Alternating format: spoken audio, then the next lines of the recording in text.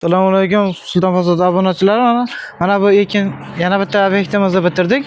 Bu obyektimiz qayerda desalaring, Qirg'izto'lqinda bo'lgan. Xatamtoyda Qirg'izto'lqinida, O'zbekiston tumanida. Bu uyimiz terma gibkamen ham bo'ldi, gibkamenda o'zi ham bo'ldi.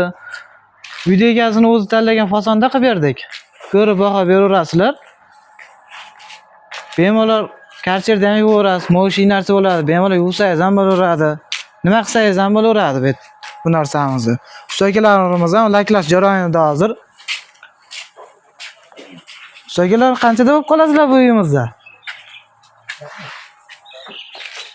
Dolasi yarim soat, 1 soatda bo'lib qoladi. Lakini berib olinsa bo'ldi.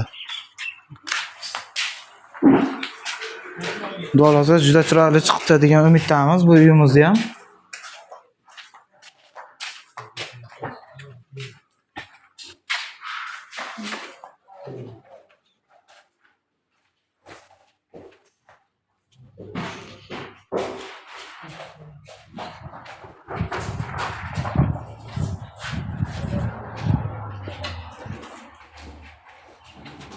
Ustakalar nima gaplar? Charchamay olyapsizlarmi? Dollar mana shu joylarimiz qoldi xolos. Devorlarimiz gibkamenda o'zi bo'ldi, so'kinlarimiz po'kka yopishtirilgan terma gibkamen bo'ldi. Fonda aylanasi.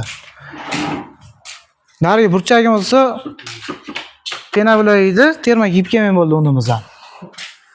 Qumshoqqa gezdirib yotmadik. Terma gibkamenni qilib qo'ya oldik. Bu uyimizni bo'lsa, so'kinlarni 160 ming so'mdan bitirib berdik. Devorlarni bo'lsa 120 ming so'mdan bitirib berdik. Bir so'la kafenikilar tortilgan hisobiga 120 ming so'm bo'lib qoldi.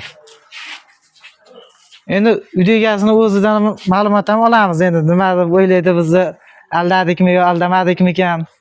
Ishimiz ma'qul keldimi yo'qmi? Uyda egasidan ham bilamiz. Bular ham mana yaxshi ish olib borishdi. 3 kunda bo'lib ishlariga sifatiga javob ekan. Bu nimada men xursandman. Yolg'on emas ekan. Instagramda ko'rib men nima qildim, tanladim bu fasonni. Hozirgi kunda mana 3 kunda bo'lib tugash arafasida turishibdi bular. Katta rahmat bularga. Ishlariga rivoj bersin. Keyingi ishlarida muvaffaqiyatlar. Yaxshi, yanada bundanda ko'p jarayonlarni chiqarib, ko'p obunachilar tashkil qilishini ta'minlashini so'raymiz. Katta rahmat ustakalarga. Ustaga, bu aytgan vaqtimizda yetib keldikmi yo yetib kelmadikmi? Aytgan vaqtlarda yetib keldi. O'sha 2 kunda deyishdi, bo'lib, kelib mana 4-kunda mana bo'lishdi-da. Xullas, yaxshi ishlar sifatiga endi ko'rib baho beraverasizlar, lekin menga ma'qul.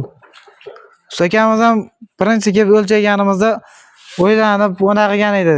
Bu bola keladimi ekan, kelmaydimi ekan deb. Haqiqatan shuni deb o'yladim. Men bir haftada deb kelisham ekan deb o'yladim, lekin bular aytgan zamonda 4-kuni kelishdi. Mana 4 kunda bo'lishdi.